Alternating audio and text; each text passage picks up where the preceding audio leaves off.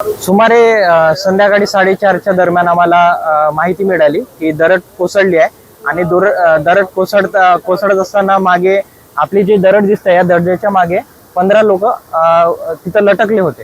तर 15 लोकांना नंतर जशी प्रशासनाला माहिती मिळताच मी ग्राम महसूल अधिकारी कमलेश वसंत चौके आणि ग्राम महसूल अधिकारी शिरसाट सुनील टेडे दोघे पण आम्ही आमच्या कार्यालयातून दरड इथं कोसळली तिथं जागेवर येऊन आम्ही जागेचा सगळा तपास केला.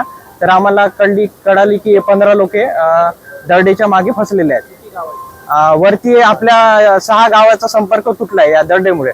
तर ते जे 15 लोक होते ते लोकलचे होते, मानगावचे 2 होते आणि बाकीचे चासगावातले होते. तर त्यांना आपण सुखरूप बाहेर केलेलं आहे आणि आपण जशी दरड पडली तसं आपण तहसीलदार साहेब आणि प्रांत साहेब यांना आपण तशी कल्पना दिली आहे. ग्रुपवर तसे मेसेज आपण फॉरवर्ड केलेले आहेत आणि सध्या परिस्थितीत सगळे कुठलीही जीवितहानी झालेली नाही आणि सगळी दरड आपण PWD विभागांना वगैरे माहिती कळवलेली आहे.